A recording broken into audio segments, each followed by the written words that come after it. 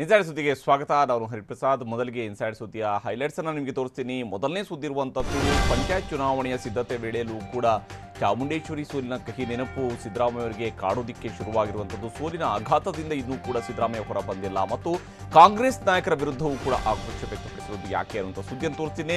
ಇನ್ನು ಎರಡನೇ ಸುದ್ದಿ ಇರುವಂಥದ್ದು ಮಾಜಿ ಮುಖ್ಯಮಂತ್ರಿ ಸಿದ್ದರಾಮಯ್ಯ ಚಾಮುಂಡೇಶ್ವರಿಯಲ್ಲಿ ಸಿಡಿಸಿರುವಂತಹ ಬಾಂಬ್ನಿಂದಾಗಿ ಈಗ ಕೈಪಾಳಯದಲ್ಲಿ ತಲ್ಲಣ ಶುರುವಾಗಿದೆ. ಬಾದಾಮಿಯಿಂದ ಮತ್ತೊಮ್ಮೆ ಅವರು ಸ್ಪರ್ಧಿಸೋದಕ್ಕೆ ತಯಾರಿಲ್ವಾ? ಅವರು ಮತ್ತೆ ಯಾವ ಕ್ಷೇತ್ರದಿಂದ ಹಾಗಾದರೆ ಸ್ಪರ್ಧಿಸ್ತಾರೆ ಅನ್ನೋದು ಕೂಡ ಮುಖ್ಯವಾಗಿರುತ್ತದೆ. ಇನ್ನು ಮೂರನೇ ಸುದ್ದಿ ಇದೆ, ವಿಧಾನ ಪರಿಷತ್ನಲ್ಲಿ ನಡೆದಿರುವಂತಹ ಗಲಾಟೆಯ ಬಗ್ಗೆ ಆಡಳಿತ ಪಕ್ಷ ಬಿಜೆಪಿಯಲ್ಲೂ ಕೂಡ ಈಗ ಅಸಮಾಧಾನ ವ್ಯಕ್ತವಾಗ್ತಾ ಇದೆ. ಬಿಜೆಪಿ ಇದರ ಬಗ್ಗೆ ಆತ್ಮವಿಮರ್ಶೆ ಮಾಡೋದಕ್ಕೆ ಹೊರಟಿದೆ.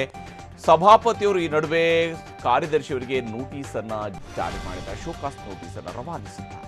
ಎಲ್ಲ ಸುದ್ದಿಗಳ ವಿವರವಾಗಿ ನಿಮಗೆ ತೋರಿಸ್ತಾ ಹೋಗ್ತೀನಿ. ಮೊದಲನೇ ಸುದ್ದಿಯ ಕಡೆಗೆ ಗಮನ ಹರಿಸೋಣ. ಗ್ರಾಮ ಪಂಚಾಯತ್ ಚುನಾವಣೆಯ ಸಿದ್ಧತೆಗಾಗಿ ಸಿದ್ದರಾಮಯ್ಯ ಅವರು ಇವತ್ತು ಚಾಮುಂಡೇಶ್ವರಿಗೆ ಹೋಗಿದ್ರು. ಇದೇ ಲೋಕಸಭಾ ಚುನಾವಣೆ ಸಿದ್ಧತೆ ಸಂದರ್ಭದಲ್ಲಿ ಒಮ್ಮೆ ಹೋಗಿದ್ರು.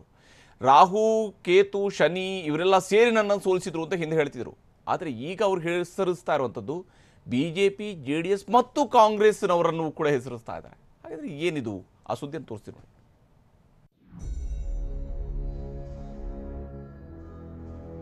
ನಮ್ಮವರಲ್ಲೇ ಸಿದ್ದರಾಮಯ್ಯ ಮುಖ್ಯಮಂತ್ರಿ ಆಗಬಾರ್ದು, ಇನ್ನೊಂದ್ಸಾರಿ ಮುಖ್ಯಮಂತ್ರಿ ಆಗ್ಬಿಟ್ರೆ ಕಷ್ಟ, ಅದಕ್ಕೆ ಇಲ್ಲೇ ಸೋಲಿಸ್ಬೋಣ ಅವ್ರನ್ನ ಚಾಮುಂಡೇಶ್ವರಿ ಕ್ಷೇತ್ರದ. ಆದ್ರೆ ಆ ಸೋಲ್ಸದ ಮರ್ಮಘಾತ ಇದೆಯಲ್ಲ, ಅದು ಸಹಿಸ್ಕೊಳಕ್ಕಾಗಲ್ಲ. ನನಗೆ ಬಾದಾಮಿನಲ್ಲಿ ಗೆಲ್ಲಿಸ್ಕೆ ಹೋಗಿದ್ರು ಜನ, ನನ್ನ ಭವಿಷ್ಯ ಏನಾಯ್ತಿತ್ತು? ನಮ್ಮ ಪಕ್ಷ ಅಧಿಕಾರಕ್ಕೆ ಬಂದಿದ್ರೆ ಮತ್ತೆ ನಾನೇ ಚೀಫ್ ಮಿನಿಸ್ಟರ್ ಆಯ್ತಾ ಇದ್ದೆ ಏನೋ.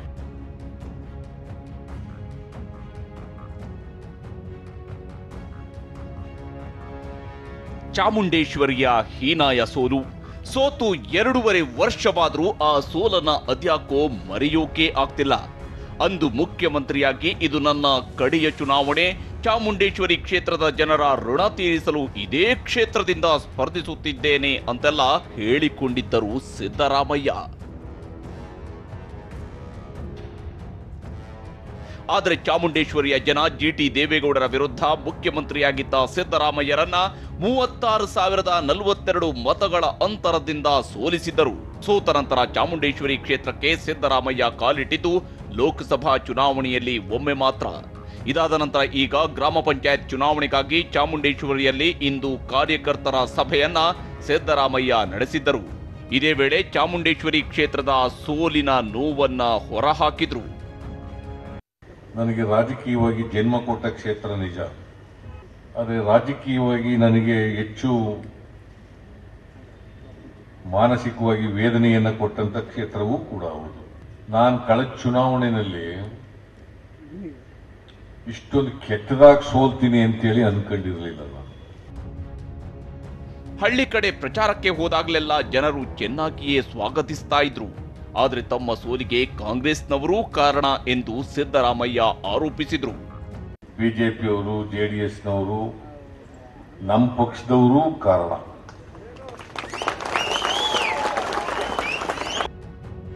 ಇನ್ನು ತಾವು ಮಾಡಿದ ಆರೋಪಕ್ಕೆ ಸಿದ್ದರಾಮಯ್ಯ ಕಾರಣಗಳನ್ನ ಕೂಡ ಕೊಡ್ತಾ ಹೋದ್ರು.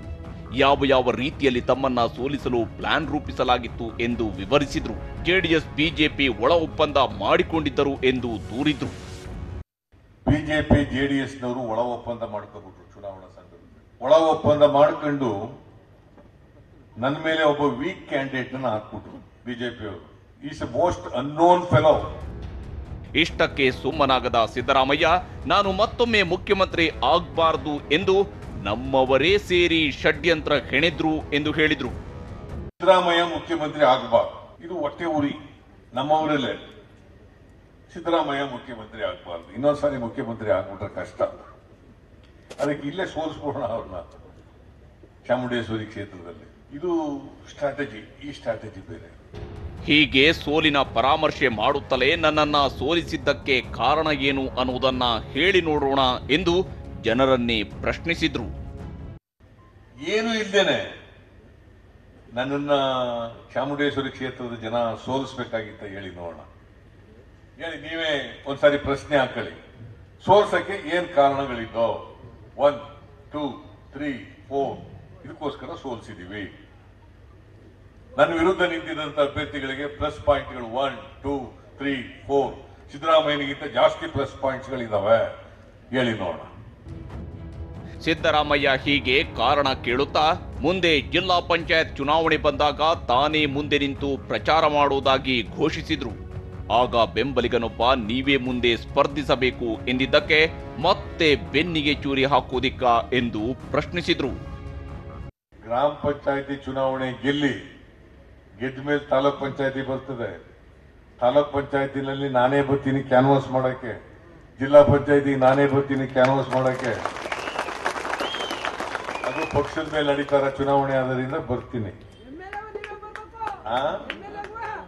ಆಮೇಲೆ 2 ಆದ್ಮೇಲೆ ಆಮೇಲೆ ಯೋಚನೆ ಮಾಡೋಣ.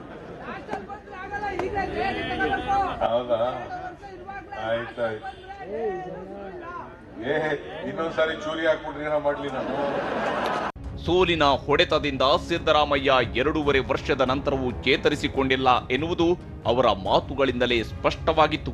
ಬಾದಾಮಿಯಲ್ಲಿ ಗೆದ್ದಿದ್ದರೂ ಚಾಮುಂಡೇಶ್ವರಿಯ ಸೋಲು ದಿನೇ ದಿನೇ ಹಿಂಡುತ್ತಿದೆ.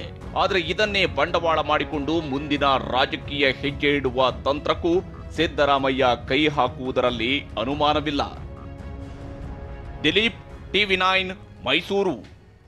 ಸಿದ್ದರಾಮಯ್ಯ ಅವರ ಈ ಮಾತಿನಲ್ಲಿ ಬಹಳ ಮುಖ್ಯವಾಗಿರುವಂಥ ಇನ್ನೊಂದು ಸಂದೇಶ ರವಾನೆ ಆಗ್ತಾ ಇದೆಯಾ ಅಂತೇಳಿ. ಯಾಕಂದ್ರೆ ಸಿದ್ದರಾಮಯ್ಯ ಅವರು ಕ್ಷೇತ್ರ ಬದಲಿಸುವಂಥದ್ದಕ್ಕೆ ಮನಸ್ಸು ಮಾಡ್ತಾ ಇದ್ದಾರೆ. ಬಾದಾಮಿಯನ್ನ ಬಿಟ್ಟು ಬೇರೆ ಕಡೆಗೆ ಸ್ಥಳಾಂತರಗೊಳ್ತಾರ. ಅದಕ್ಕಾಗಿ ಇದು ಮುನ್ಸೂಚನೆಯ ಆ ಸುದ್ದಿಯನ್ನು ತೋರಿಸ್ತೀನಿ ನೋಡಿ.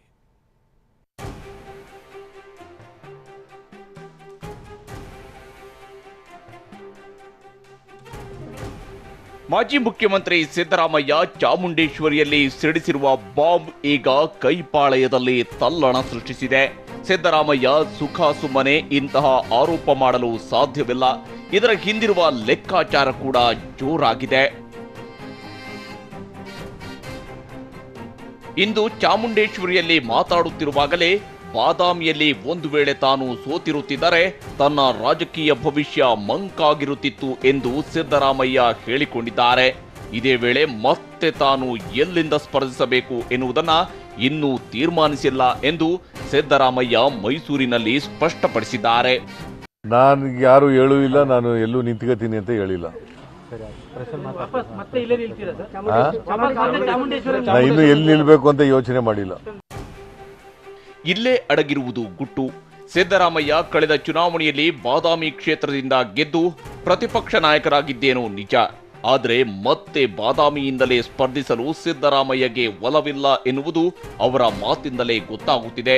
ಮುಂದಿನ ಕ್ಷೇತ್ರದ ಹುಡುಕಾಟ ಕೂಡ ಶುರುವಾಗಿದೆ. ಅದರಲ್ಲಿ ಜಮೀರ್ ಅಹಮದ್ ಖಾನ್ ಪ್ರತಿನಿಧಿಸುತ್ತಿರುವ ಬೆಂಗಳೂರಿನ ಚಾಮರಾಜಪೇಟೆ ಕ್ಷೇತ್ರ, ಪುತ್ರ ಡಾಕ್ಟರ್ ಯತೀಂದ್ರ ಪ್ರತಿನಿಧಿಸುತ್ತಿರುವ ವರುಣಾ ಕ್ಷೇತ್ರ ಹಾಗೂ ಖುದ್ದು ತಾವು ಸೋಲು ಅನುಭವಿಸಿರುವ ಚಾಮುಂಡೇಶ್ವರಿ ಕ್ಷೇತ್ರಗಳು ಸಿದ್ದರಾಮಯ್ಯ ಪರಿಶೀಲನೆಯಲ್ಲಿವೆ. ಇದೇ ಕಾರಣಕ್ಕೆ ಸ್ಪರ್ಧೆಯ ಬಗ್ಗೆಯಾಗಲಿ ಕ್ಷೇತ್ರದ ಬಗ್ಗೆಯಾಗಲಿ ಇನ್ನೂ ತೀರ್ಮಾನಿಸಿಲ್ಲ ಎನ್ನುತ್ತಿರುವುದು. ನಾನು ಮುಂದಿನ ಚುನಾವಣೆಯಲ್ಲಿ ನಿಲ್ಲಬೇಕೋ ಬೇಡವೋ ಅನ್ನೋದು ಇನ್ನೂ ಕೂಡ ನಾನು ಮೆಂಟಲಿ ಪ್ರಿಪೇರ್ ಆಗಿಲ್ಲ. ನಂಬರ್ 1. ನಂಬರ್ 2, ನಿಲ್ಲದಾದರೆ ಎಲ್ಲಿ ನಿಲ್ಲಬೇಕು ಅಂತಕ್ಕಂಥದ್ದನ್ನು ಯೋಚನೆ ಮಾಡ್ತೀನಿ. ಅದು ಇನ್ನೂ ಕೂಡ ಒಂದು 5-6 ತಿಂಗಳು, 1 ವರ್ಷ ಆದಮೇಲೆ ಯೋಚನೆ ಮಾಡ್ತೀನಿ. ಈಗಲೇ ಏನು ಹೇಳೋಕ್ಕಾಗಲ್ಲ.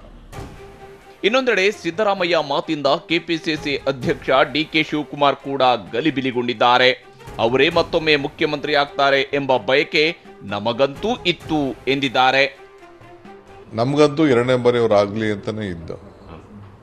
ನಾವು ನಾನೇ ಹೋಗಿ ಅಲ್ಲಿ ಹುಣಸೂರಲ್ಲಿ ಹೋಗಿ ಭಾಷಣ ಮಾಡಿ ಬಂದಿದ್ದೆ. ಗ್ರಾಮ ಪಂಚಾಯತ್ ಚುನಾವಣೆಯಲ್ಲಿ ಬಿಜೆಪಿಯ ತಂತ್ರಗಾರಿಕೆ ಎದುರಿಸಲು ಹೊರಟಿರುವ ಕೈ ನಾಯಕರು ಮಾತ್ರ ಈಗ ವೈಯಕ್ತಿಕ ಸೋಲು ಗೆಲುವಿನ ಬಗ್ಗೆಯೇ ಚರ್ಚೆ ಶುರು ಮಾಡಿದ್ದಾರೆ. ಆದರೆ ಸಿದ್ದರಾಮಯ್ಯ ಕೂಡ ಅಳೆದು ತೂಗಿಯೇ ದಾಳ ಉರುಳಿಸಿದ್ದು, ಮುಂದೆ ಕ್ಷೇತ್ರದ ಆಯ್ಕೆಯ ವಿಚಾರ ಬಂದಾಗ ಇದಕ್ಕೊಂದು ಸ್ಪಷ್ಟ ರೂಪ ಸಿಗಲಿದೆ. ಬೆಳಗಾವಿಯಿಂದ ಸಹದೇವ್ ಜತೆ ದಿಲೀಪ್, TV9 ಮೈಸೂರು.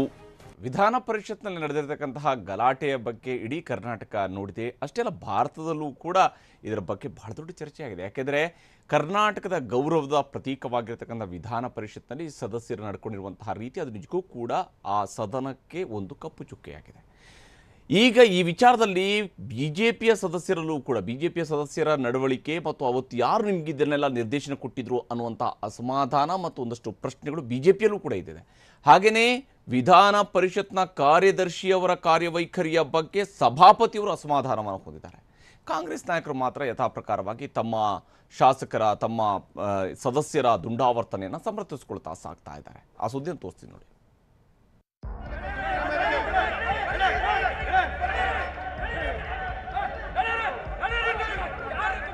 ವಿಧಾನ ಪರಿಷತ್ನ ಗೌರವಕ್ಕೆ ಮಸಿ ಬಳಿಯುವ ಕೆಲಸವನ್ನ ಕಾಂಗ್ರೆಸ್, ಬಿಜೆಪಿ ಮತ್ತು ಜೆಡಿಎಸ್ ಸದಸ್ಯರು ಮೇಲ್ಮನೆಯಲ್ಲಿ ಮಾಡಿರುವುದು ಗೊತ್ತೇ ಇದೆ.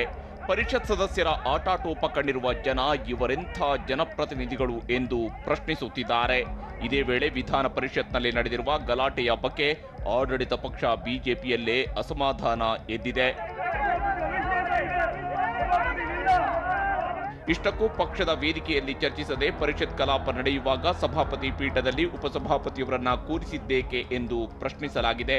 ಅಷ್ಟೇ ಅಲ್ಲದೆ ಅಂದು ಪರಿಷತ್ನಲ್ಲಿ ಬಿಜೆಪಿಯ ಸದಸ್ಯರು ಯಾರ ನಿರ್ದೇಶನದ ಆಧಾರದಲ್ಲಿ ಹಾಗೆಲ್ಲ ನಡೆದುಕೊಂಡರು ಎಂದು ಪ್ರಶ್ನಿಸಲಾಗಿದೆ.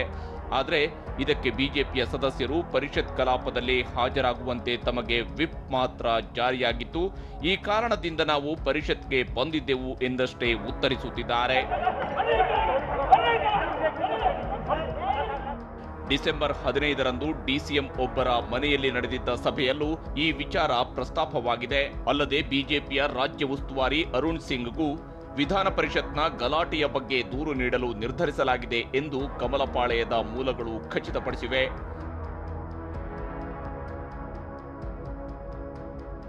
ಅತ್ತ ಬಿಜೆಪಿ ಗಲಾಟೆಯ ಬಗ್ಗೆ ಅವಲೋಕನ ಮಾಡುತ್ತಿದ್ದಾರೆ.